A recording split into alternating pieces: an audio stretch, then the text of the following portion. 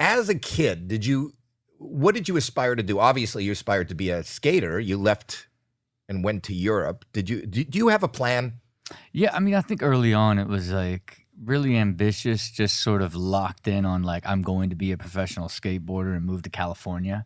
Right, that was like the plan from like 13 on, and I think I just got so committed and got so good, and that I was validated, right? So even though it was a dream, I kept getting validated. I would get sponsored, then I would. But you said really your well first in sponsorship concert. was what? Your first sponsorship was not money. No, Not real money. No, you're just being like, you get free product. You know what I mean? You got to understand, when I turned pro, I still made only the boards that I sold, and I only sold one board my first year of being a pro skateboarder in December, and I got a check for $2. You know what I mean? Wow. I was guaranteed $1,000 a month to move to California when I was 17, and I felt like I had won the lottery.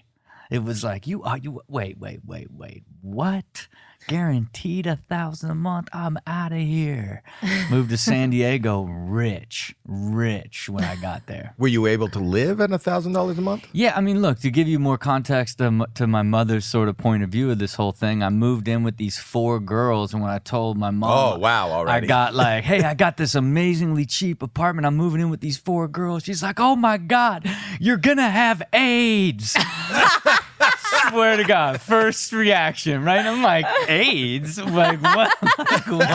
What are we talking about here? You know what I mean? Like, that was, Who are these 4 girls? I was actually a friend of mine's that was a pro skateboarder's sister, and sister and all her roommates had an extra room, so that's who I ended up moving out with. Do you know these girls today? Oh man, I haven't seen them in years. I probably wouldn't even recognize them if I even saw them. And we're talking, if I was 17, so 30 years ago, man. You don't remember anybody from 30 years ago? Your mother you've known for 47 years. I mean, look, and I still got to put together some of those memories. But yeah, no, I don't. I kind of have a little bit, but I almost look at like I've done so much and I do so much that I have to specifically focus on retaining moments that I know I want to carry forever, so that I'm hyper aware of it, because otherwise I'm just living at such a pace that I will tend to, which is a gift and a curse, forget about a lot of things from the past.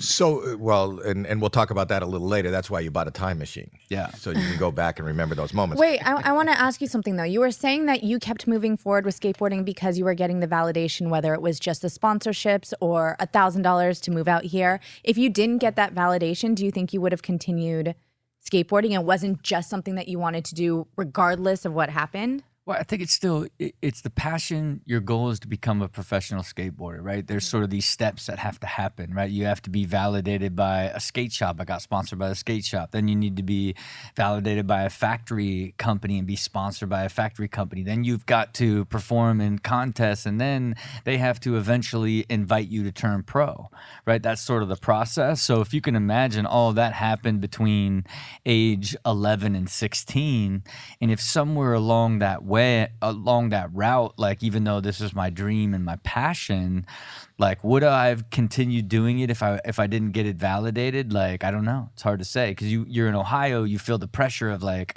oh, you should go to school, you gotta build an education, you gotta figure out what your career is. I like to say I grew up in a fixed mindset household with a fixed mindset. Went to a fixed mindset school with fixed mindset parents, where it's like you have one route to like find a successful life, and you have to break out of that when you're a young child, But or not, Yeah, or like be in Ohio, making my mom so happy that I'm like, But you could be in Ohio accountant. and have a great job as an accountant. There are people that are satisfied with that, and then I'm always fascinated by the people who aren't fascinated, who aren't content. I'm using the wrong word.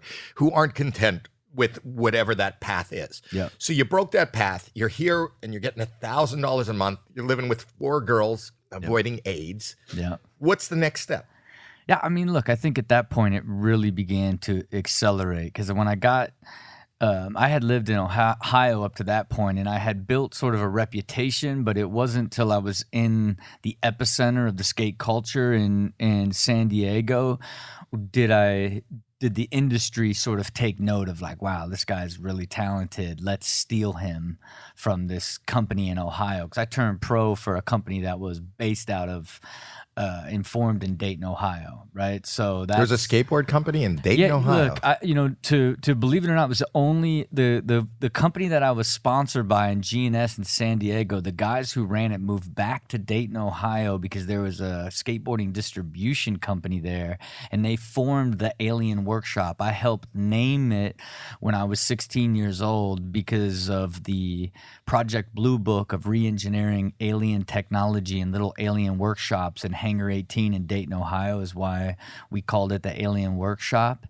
And that is who I turned pro for in this small upstart startup in Dayton, Ohio. And so when I got to California, all the big companies in California tried to buy me away. Who was giving you $1,000 to move to California? Alien Workshop, yeah. They committed to giving me $1,000. And why San Diego? I know Tony Hawk's from San Diego, but I would think the epicenter for skateboarding was either Venice or Marina del Rey. Yeah, right?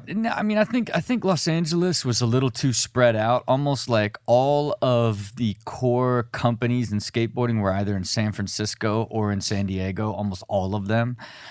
So it was much more. Even though LA eventually went on to like grow into like a skate capital, at that time it was still San Diego or San Francisco. Really? But wasn't Z-Boys and Dogtown stuff? They were like Venice and Marina del Rey. That's what. So if it was born here, the industry didn't grow here the same way, right? Like for some reason, for whatever reason, and it's funny. Like even as you question me right now, I'm like, why is this? how did that happen? They invented it in Venice. Right. But yeah, like for whatever reason, I just think it's the type of people that were involved in it.